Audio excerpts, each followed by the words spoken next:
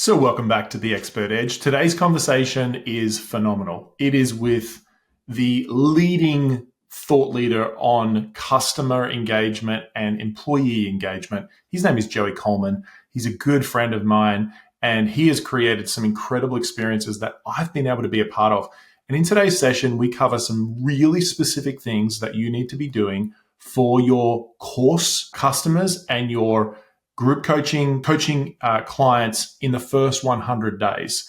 And so get a pen, a pad, or pull out your notes because we're going to be covering some really, really helpful things. And let me remind you, if you find this really helpful and valuable from today's session, make sure to head down, leave a review on the podcast. And if you take a screenshot of that review and you send it to me in my Instagram, just at Colin Boyd, I'll send you over a little gift just for doing an amazing review of the podcast. So bless you guys, and let's get into today's conversation with Joey Coleman. Hey, it's Colin, and you are listening to the Expert Edge podcast.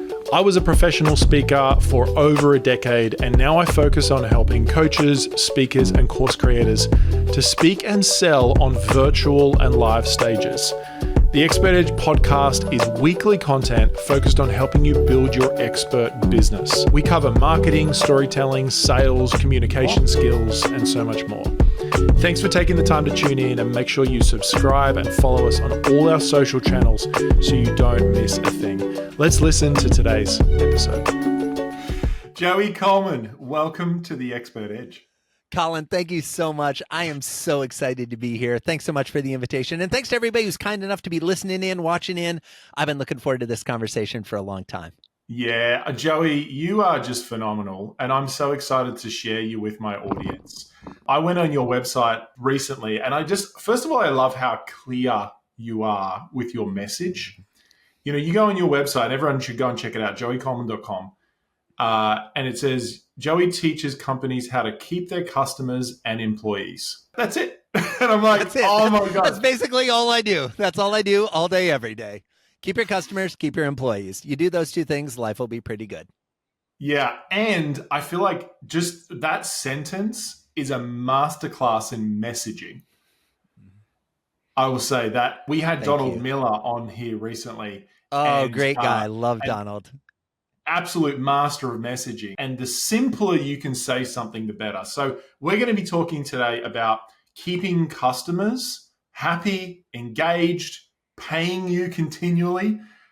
We might cover a little bit of employees as well. I know that probably customers is going to be the first focus for most people listening who are coaches and course creators. You are like a massively in-demand speaker. You've been speaking for years. You're a true veteran in this industry.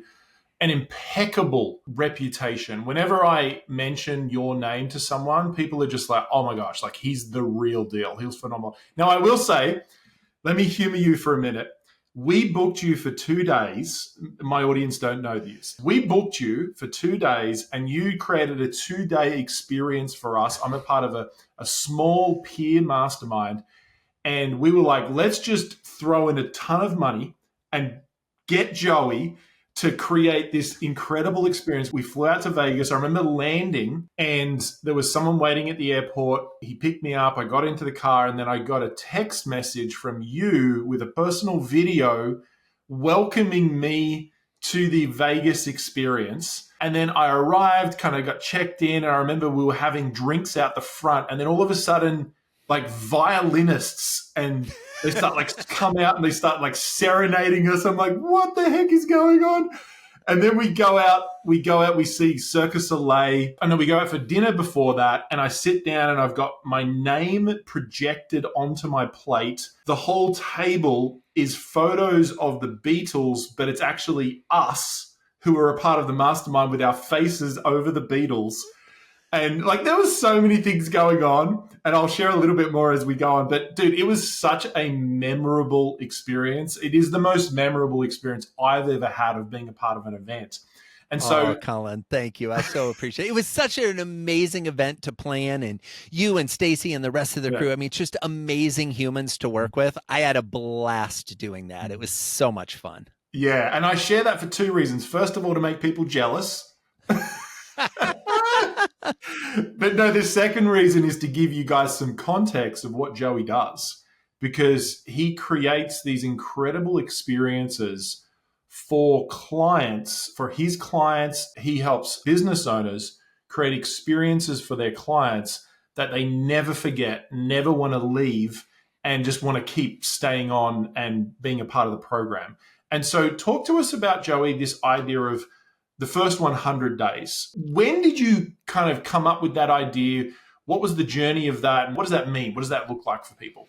Well, it actually came from a couple of things, Colin. And the premise for folks behind the first 100 days is that the first 100 days of the relationship are the most important time period.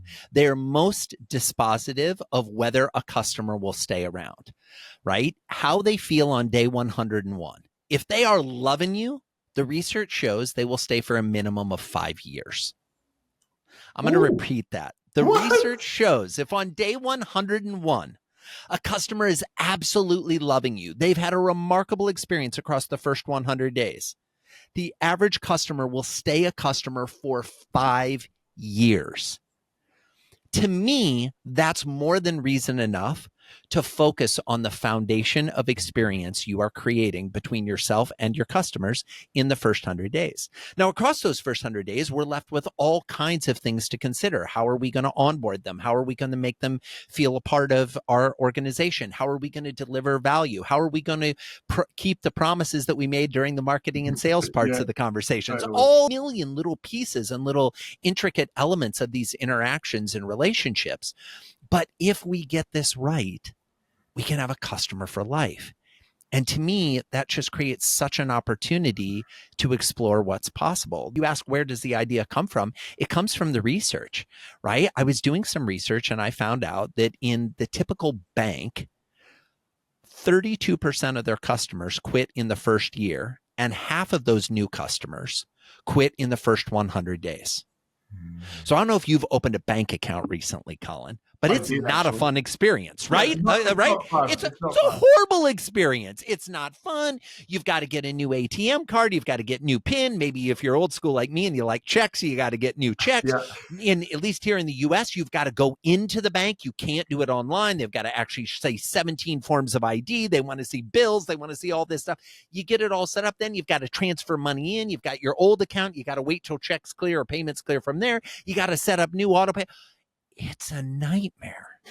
And despite all of this, 32% of new bank customers quit before the 1-year anniversary. 32%. And half of them leave in the first 100 days. So when I found that out, I thought, if this is such a nightmare to get set up, and almost a third of the people are leaving after they went through all of this, what about places where it's easier to quit? How quickly are they quitting? And oh my goodness, what we found is across all industries globally, somewhere between 20 and 70% of new customers quit in the first 100 days. Software as a service, 20%. Cell phones, 32%. Restaurants, 40 to 70%, depending on the type of cuisine you serve. Auto mechanics, 68%. I mean, these numbers are staggering. And yet most business owners are not paying attention to it. They are not tracking when people leave. They're not tracking why they leave. But most importantly, they're not tracking how quickly they leave and what could have been done to keep them just a little longer. I'm not asking you to keep them forever. I'm just asking you to keep them to the next step in the journey. In the context of most of our listeners, they are coaches. So they're either bringing people into a group experience or a mastermind or maybe one-on-one coaching, or there's someone's buying like a course or something like that. What would it look like to do the first 100 days well, to delight the customer? Yeah, so the first thing we want to look at is, what is your existing operation? So let's take courses for an example of this, and then we'll come back to the coaches, all right? We'll just focus on the course side of it first, right? The typical course sale looks like this. I hear about a course, or I get fed an ad, or I go to a landing page and I see all this information. You should sign up for this course.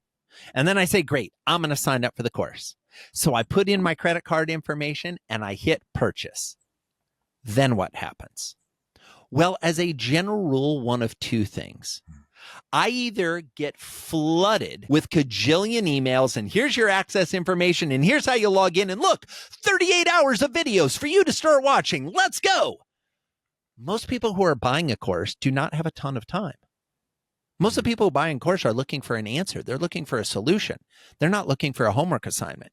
And yet, what are we doing? We're giving them homework assignments before the ink is even dry on their agreement to become a purchaser of our course.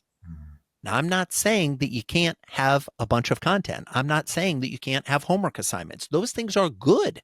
They are good learning modalities for helping a new customer, a new student in this context, learn your content. What I am saying is the way you deliver it should be more of a drip than a fire hose. Because your customers are humans. No one likes drinking from a fire hose. Even the person who hasn't had a drink in years, right? So let's think about it. Let's go over to the coaching side in the first 100 days. If you already have an existing mastermind and you're bringing someone into the mastermind, right? New folks. And some of you have programs where maybe you have once a year you bring in new folks. Some of you have rolling admission where there's always room for another person to join. What's going on in the mind of your new customer? Well, the new customer immediately after they join your mastermind or your program is going, well, what about the other people? Will they like me? Will I like them? Well, they all know each other. They've all been talking about it. I'm going to be the new kid. I'm not excited to be the new kid. Wait, is there a live event associated with this? God, they're really pushing me to come to the live event. I'm going to show up at a place in this house in the Poconos with 17 other people that I've met none of them. And everybody's going to be talking about their feelings and going deep and being vulnerable and in the cone of silence and being confidential about whatever they're sharing. I don't even know who these people are. I better not even go. All of this is going on in their mind in the seconds and minutes after purchasing your course or purchasing your coaching program. See, you're at home celebrating. And by the way, I said course there, but it applies to both audiences, right? You're home celebrating, you're high-fiving, you made the sale, we got a new customer. Meanwhile, in your customer's home or their office, they're going, ugh, did I make the right decision? They have fear, they have uncertainty, they have doubt. What are you doing to acknowledge the emotional journey that your customers are on in the first 100 days and beyond? What does that look like to even just acknowledge their decision of saying yes to the course? I have an 8-phase process. I call this the affirm phase, phase 3, right? And in the affirm phase, you affirm the choice they just made to sign up for the course, to join the coaching program. It can be as simple as a personal video from you. Now, by the way, some of you are running businesses, and I say this respectfully, that you are so excited about systematizing and automating, but you don't have enough customers that you can't personalize. So sorry, I hate to break it to you. Everybody's like, I got to have this all automated so it drips out and I never have to talk to a human. Fine. And if you have 12 people in your coaching program and you have a new one sign up, you taking your phone out, flipping the camera to selfie mode, shooting a 45-second selfie video and sending it saying, oh my gosh, I was just sitting here having dinner with my family and I got the alert. Colin, you joined the mastermind. I am so excited to get to know you better. I'm so excited that you've decided to make this investment in yourself. Now, you're going to be getting some email communications from me and my team. We're going to take care of everything. But I didn't want the sun to set on this day without saying, welcome, you're in. We're thrilled to have you as part of this community. Send. That 30-second investment of personalization is probably good to keep them through at least the time period they originally signed up for, and you might even get the first renewal out of that single video. Wow. And if you doubt the validity of that statement, folks, I just ask you to think about how Colin described when he first met me. He talked about landing in Vegas. He talked about the person being there with a sign with his name, a limo, to take him to the hotel. But the piece he really called out was the personal video from me welcoming him to Las Vegas. I say that we didn't plan this. And I love that you have that memory and that recognition, because that's what that video was designed to do. It was designed to let you know this is about to be different. This is not like other events you've attended. I'd be willing to say, and I don't say this for a place of ego, Colin, you've attended thousands of events, I bet. Yeah. Hundreds anyway, probably thousands. Have you ever received a video in transit from the airport to the hotel from the organizer of the event thanking you for being there and welcoming them? And if you have, you probably haven't received many. I've received one, but I'm pretty sure he's a client of yours. So there you go. Perfect. So then you've gotten two. You've got one from me and one from that person. Here's the thing. They stand out. Yeah. Why do they stand out? Because as human beings, we are dying for proof that we matter. We are dying for proof that we matter. I believe that statement to be true about every single one of your clients, whether you're selling coaching programs, masterminds, courses. Your people want proof that they matter. Gosh, and if so you powerful. can prove to them that they matter to you, they will want to hang around. I think it was Brené Brown who said the last time people have been clapped for was in school, and they don't get that anymore. Ever since I had the experience with you, we've implemented a few things in our business, and I share this to give other people ideas, and it's based on what you were saying. First of all, we have like some courses. We have hundreds of people join a month. So me reaching out individually, doing individual videos, I'd basically need to put aside about 3 days. Logistically challenging. I will give you that. Logistically challenging. However, I've personally brought on a customer experience manager and a coach. And so she reaches out to them because that's like a somewhat scalable experience for me. Totally. But when people join our coaching program, I personally send them a video.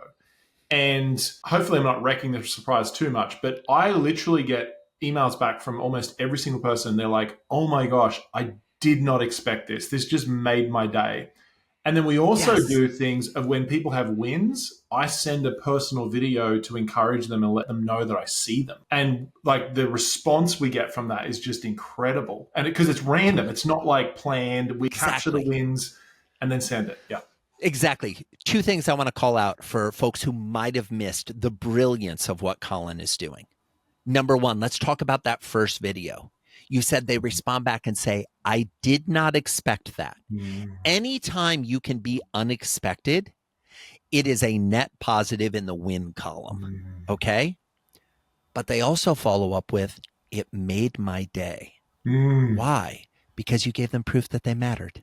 That's why it made their day. Respectfully, it wasn't what you said. It wasn't the background of the video. It was, I matter enough for this person that I admire, that I respect, that I look up to, that I want to be part of their mastermind, to notice me, little old me. You just made my day. The other thing that Colin shared is that the videos don't stop there. He continues to send the videos when clients get a win. What I love about this is we can have planned remarkable customer experience moments that are scheduled, i.e. someone joins, we send them the video. Yeah. And then we have planned customer experience moments that are unscheduled, but are still planned. You know you're going to send a win video whenever they have a win. So you know, this is my system, this is my process, this is how I'm going to shoot the video. I'm going to, cover maybe 3 or 4 talking points, boom, boom, boom, and you're ready to go whenever it's appropriate to send. So what that does in the customer's mind is they never know when the next video is going to come, which creates beautifully positive uncertainty. So there's 2 types of uncertainty, negative uncertainty and positive uncertainty. I love me some positive uncertainty. I don't know when I'm going to get the next surprise video. This is going to be great. That I'm excited for. A lot of people either want to run or are running continuity programs, whether it's a group coaching program, a mastermind, a membership. What does engagement look like for keeping people in a subscription experience? Yeah, I think there's a couple pieces of that. And of course, there's as many different subscription models as there are businesses on the planet, right? So there's so much nuance to how we can do this. But let me tell a quick story about a subscription experience I had with a company called 37 Signals to illustrate the point. See, I think they're amazing. There's 2 types of people that offer subscriptions. There's the person that says, I'm offering a subscription because it will even out revenue, and because I will keep people long-term, and because I can get the money in that allows me to continue to provide value over time, and we don't have to be having a new sales conversation every 5 minutes, right? That's what I like to call the pure subscription play. Then there's the impure subscription play. And that's a person who says, I'm going to get you to sign up for something. And then my hope is that you'll forget that you're paying for this, and that the credit card will just keep processing every month or every year or whatever it is. And you'll forget. You won't be a drain on any of our resources, and we'll just start to make free money. The impure subscription model. Yeah. Now, many of us participate and pay for impure subscription models. Subscription to certain cable channels falls into that category. It's in the package, you never watch it. Subscription to certain softwares. Oh, I signed up for that. I forgot we even had that. I don't know if you've ever had this experience, Colin, where you've gone to sign up for something and it's like your username already exists and you're like, oh, sorry, I guess I'm already paying for this thing that I don't know about, right? This is the human condition in this day and age. I wonder if most gyms are built on that. Oh my God, gyms are 100% fall into this category, right? We want you to sign up and then not show up. That is our business model, right? 37 Signals. I used their project management software Basecamp for many, many years when I was running an ad agency. Ad agency ends, close down the ad agency, start becoming a full-time speaker. I've got a couple trickle-on clients, so I keep it going. I keep my subscription to Basecamp because I'm doing a little bit of consulting work here and there. And then, and I'm not proud of this, Colin, I forget that I'm still paying for it. That's not a big payment. It's about $15-20 a month. It's a small thing. It shows up on the credit card, but it's with all the other statements, and I kind of don't see it. But I've been paying it for years, so I don't process until 2.5 years later that I'm still paying for a software I don't use. And for any of you sitting back and judging, I ask you to pull out your credit cards and see which softwares you're paying for that you've completely forgotten that you're paying for. But I digress. So I'm feeling bad about this. So what do? Well, I decide to message 37 Signals. I get on chat with their support team and I say, hey, by the way, need to cancel my account. They're like, oh, so sorry to see you go. I said, no, I appreciate that. I said, actually, if you were to look at my account, you'll see that I've been a loyal customer for many, many years, but I quit using the software about 2.5 years ago when I shut down my ad agency. And to be candid, I completely forgot to turn it off. If there was anything you could do to accommodate the fact that I've been paying you guys for the service and not using it, that'd be amazing. Meanwhile, Colin, I have no expectation that they're going to do anything. You're like, sure. But I figure I might as well ask. It doesn't hurt to ask. We're in the chat. Person says, let me chat. Let me talk to a supervisor. I can happily confirm that we have canceled your membership and you will not be billed next month. I reply back, oh, thank you so much. Appreciate it. Love you guys. You're amazing. Anyway, thank you. Next line comes in. And so that you know, I have refunded you. You were right. It's been exactly 2.5 years since you logged in. I have refunded you the money you paid for the last 2.5 years for your subscription. I was blown away. I was stunned. That's crazy. I have told that story on hundreds of podcasts, thousands of stages. Like, I will sing 37 Signals praises for their software service Basecamp all day, every day, because they treated me like a human, not like a cash register. They could log in and see in the software. They're like, he hasn't even logged in 2.5 years. They knew I was being honest. So they met my honesty with reciprocity of, you know what, let's be fair. This is something I do with folks. When I had a program that was running for a while that we set it up that if you hadn't logged in 3 months, we quit billing your credit card. Because I was like, I don't want to be part of that. Now, my accountant was like, you're an idiot. I was like, that's fine, but I would rather maintain my integrity than get it. Now, by the way, if you don't want to tell clients on your subscription model that they haven't used it or they're not logging in, that's your choice. I'm not saying you're lacking in integrity. What I am saying is we know that customers have varying levels of engagement. As the person selling the subscription, you should be monitoring their engagement level and having honest conversations with them about whether they're getting value or not. If I have a software that I'm not using, I'm not getting value.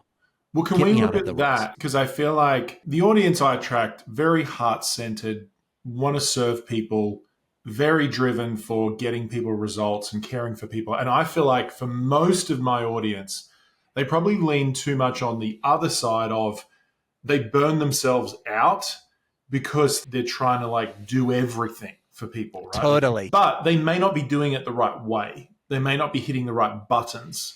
Totally. So what does it mean what could it look like to create that engagement? I know you've got your 8 stages, which guys, go and grab Joey's book, Never Lose a Customer Again. I know he's got Never Lose an Employee Again. I think for most people, they're probably focused on customers. Employees will come second. But for me, employees impact customers. So you probably should grab both books. Do you have a model or a framework, creating engagement with customers? There should be some surprise and delight. There should be some, they know what's coming up. Do you have sort of some suggestions around how to look at that as a holistic perspective? Yeah, and if I may, Colin, like not only from a holistic perspective, but let's drive it right down on the type of customers that join masterminds, become part of coaching programs, and purchase courses. Love because those customers can be lumped into a general bucket of students. Yes. All of those people are students, right? They are either students of the person leading the mastermind, they are students of the other people in the mastermind, or they are students of the course. Here's what I know to be true about students. Students are the one consumer on the planet who will happily pay more for less. Let me repeat that. They are the one consumer on the planet who will happily pay more for less. And if you doubt the validity of this statement, I ask you just to imagine if you had the opportunity to attend college or university, you're sitting there in uni, and the professor is late. The professor isn't there when the class starts. In many schools, you wait the obligatory 5 minutes and then everybody leaves. You paid for that hour of learning. You should stay there the whole hour on the off chance that the professor rolls in for 1 minute, but we don't. People will be much quicker to buy the 80-page book than the 800-page book.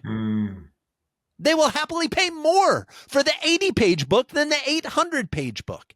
Students will happily pay more for less. Here's the number one problem, in my experience, the course creators and coaches have.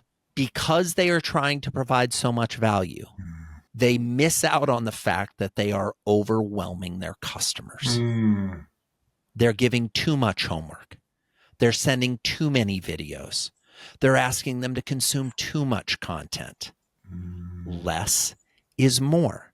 I would rather get a 3-question worksheet than a 30-question worksheet. I would rather have you make me answer the first question than give me 3 questions and don't care whether I answer any of them. Or get me to answer those 3 questions after the workshop.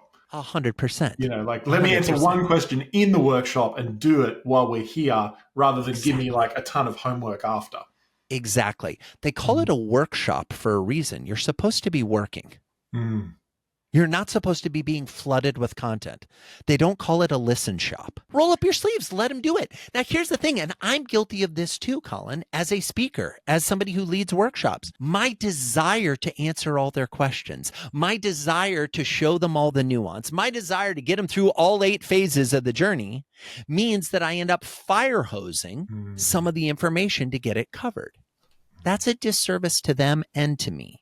Whereas if I actually paused and said, so now that I've just given you a quick overview of the 8 phases, which one do you want to focus on? Wait, you're asking me?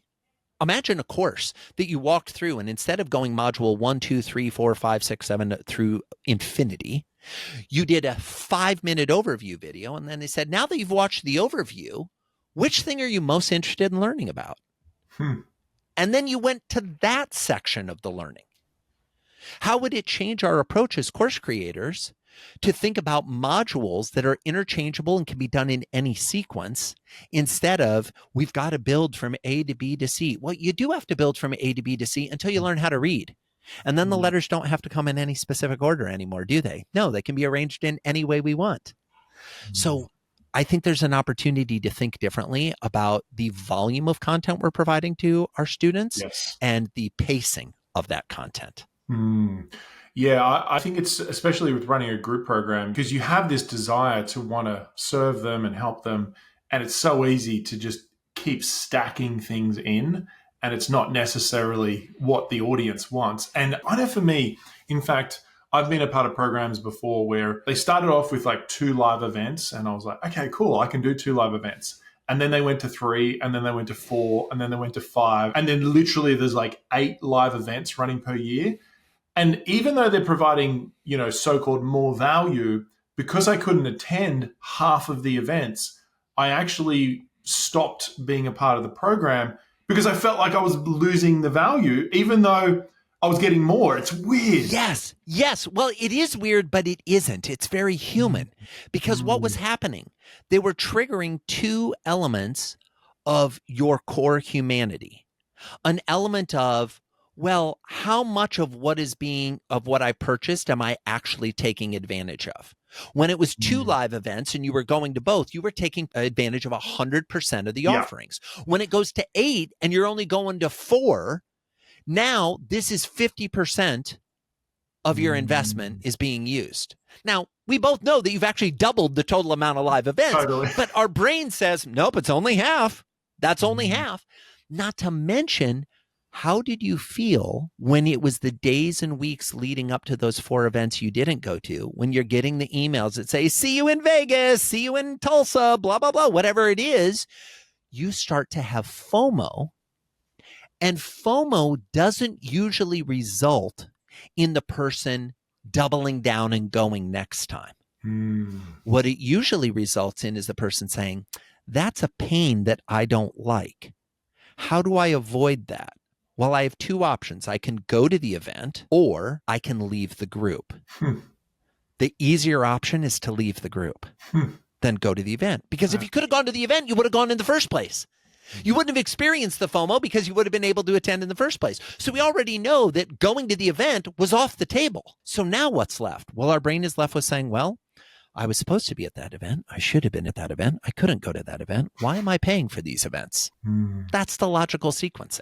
Yeah, so finding that balance of the right amount of experiences for your clients. How can you make that decision? Like, what is that? Questions could you ask to even do that? Yeah, in the beginning, I think it's a lot of trial and error. Yeah. It's figuring out. And I will tell you, and my gut instinct, knowing you and knowing your listeners, is that they are over-indexing on the providing too much value, right? Yeah. So here's the thing. Everyone listening to this show, everybody watching along, you have my permission to take your next session, whether that's a training module, a live session, an event, a coaching call, take your agenda of what you were planning to discuss and cut it in half. Just cut it in half. I don't even care where you cut it. Cut it in the middle. Literally cover half as many things, but create space for them to process what you're saying. Create space for them to ask questions. One of the things, I don't say this from a place of ego, I'm saying it to shout out my wife. One of the things my wife regularly says to me is she's like, so you have an hour-long talk. How much time are you leaving for Q&A? And I'm like, well, I don't know, maybe like the last 10 or 15. She's like, what would it look like if you did 5 minutes of talking and 55 minutes of Q&A? And so one day I decided to try it. Dude, it was amazing. People loved it. Guess what? As the creator, I didn't have to prepare as much. I thought really intentionally about those 5 minutes and the framework I wanted to set. But after that, it became me responding to what was in the room. And I got some of the best reviews I've ever gotten from people. They were like, he addressed exactly what I wanted to have him address. Why? Because they asked and I answered. It was that simple, right? We make this stuff so much harder than we need to. Okay. And I understand why we do it.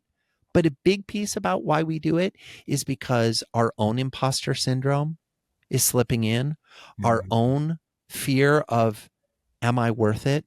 Am I valuable? Do I contribute? That voice gets so loud that we think, well, the only way I'm able to silence that voice is to give more, schedule another coaching call, offer another free module.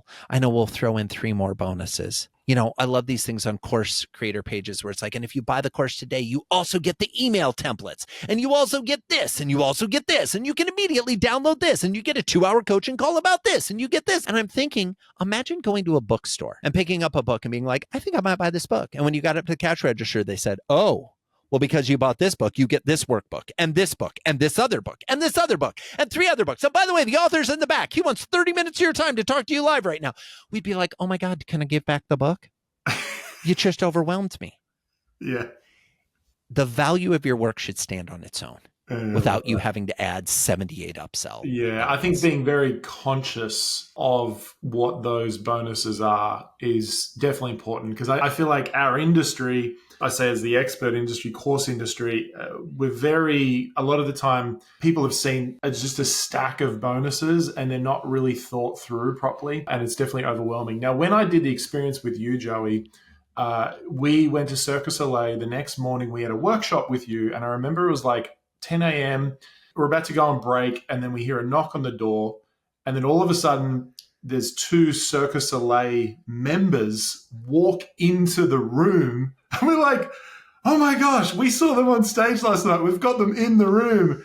And then we got to experience it. That was one thing. And another thing was you gave us a casino chip, and it had our photo on the casino chip with the experience and your name and the brand and all that sort of cool stuff.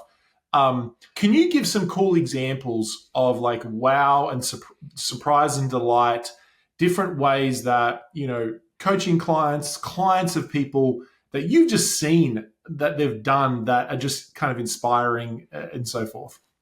Yeah, I mean, one of my favorite examples in the course space that I actually wrote about as a case study in my book, Never Lose a Customer Again, comes from my buddy, John Goodman out of Canada.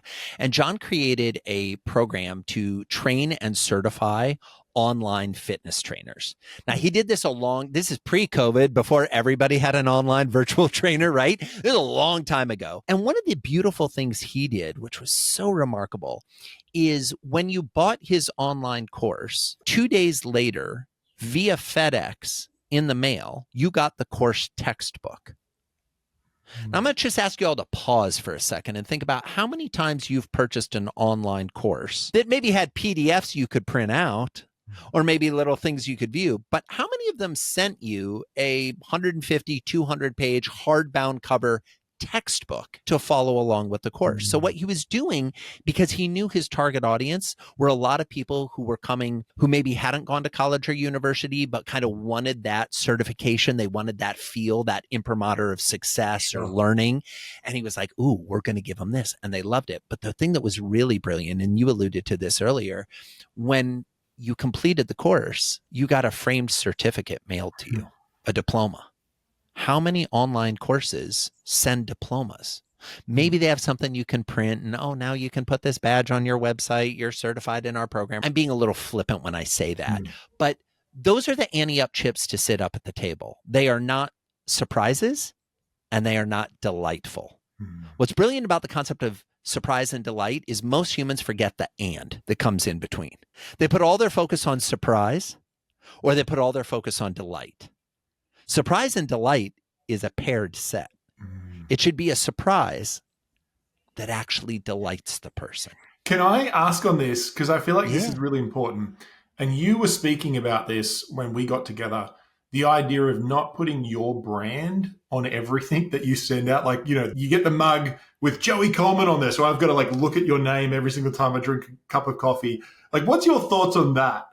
Totally. Yes, absolutely. Here's the thing. If it's a quality enough gift, you don't have to put your name on it for them to remember where they got the gift. Now, if it's a crappy pen, you better put your name on it because they might forget where they got this crappy pen. But if it's something of substance, if it's something of meaning, we don't need your logo on it. And what's interesting is you talked about the casino chips. What was fun about those is the logo wasn't my logo. It was a custom logo we made for the event. Called the Mastermind Experience, because the Mastermind was all about experience. That's not Joey's brand. If you go to my website, there's nothing on my website about the Mastermind Experience. In fact, there's nothing anywhere about the Mastermind Experience except in the homes and the offices of the people that attended that event. That was yours. That was you. So my theory on this is, if you're going to put your logo on something, think long and hard about, is that going to increase the value or decrease the value? If I have a backpack that's a really cool, awesome backpack, and it has